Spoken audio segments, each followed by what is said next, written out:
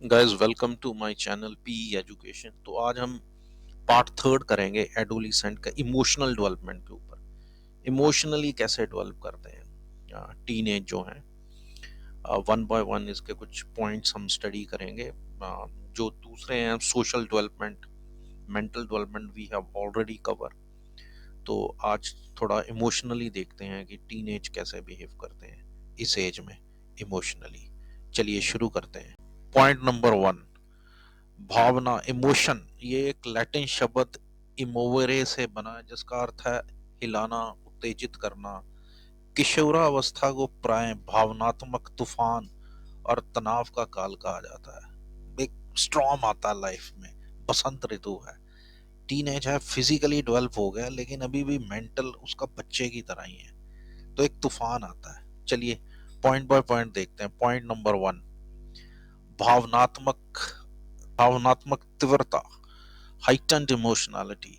तो इसमें क्या होता है, इसमें प्रेम, घृणा, क्रोध, प्रसन्नता, सब भावनाएं तीव्र हो जाती हैं। कभी वो प्यार करता है, कभी हेट करता है किसी से, कभी गुस्सा करता है।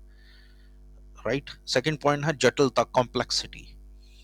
अनुभवों के कारण भावनाएं जटिल हो जाती हैं, परिस्थिति के अनुसार भावनाओं को छिपाना सीखते हैं। चलिए point number three.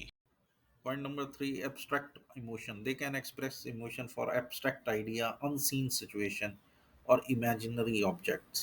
Means imagination इतना ज़्यादा है इस एज में कि ऐसी वस्तुओं और स्थिति से भी भावनाओं को जोड़ सकते हैं जो प्रत्यक्ष रूप से उनके सामने नहीं है। मीन इमेजिनेशन है।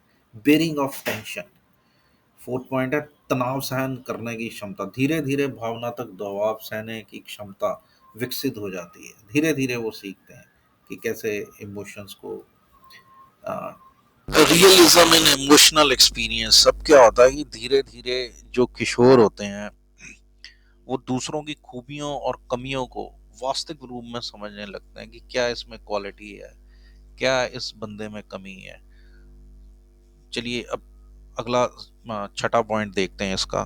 जो छठा पॉइंट है वो है भावनाएं बांटने की क्षमता। इस पे थोड़ी चलिए।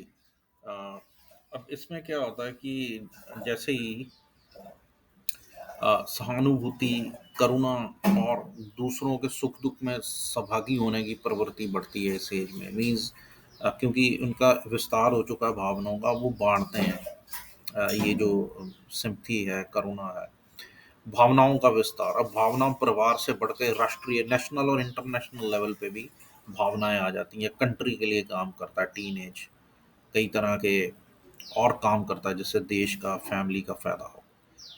अगला है सामान्य भावनात्मक रूप।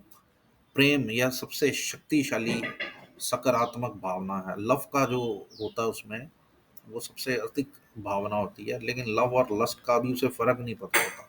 किशोर अक्सर विपरीत, ओपोजिट सेक्स के प्रति आकर्षित होते हैं और इसे वो सच्चा प्रेम मानते हैं। वही मैंने कहा, उन्हें लव और लस्ट का भी फर्क नहीं पता। साथ ही में माता पिता, परिवार और मातृभूमि के प्रति गहरा प्रेम भी विकसित होता है इस एज में। इसलिए एनसीसी वगैरह करवाई जाती है ताकि नेशनल स्पिरिट जागृत हो। साथ ही माता पिता, अब इसका कंक्लूजन है इसका। किशोरावस्था जो है एक परिवर्तनकारी अवस्था है।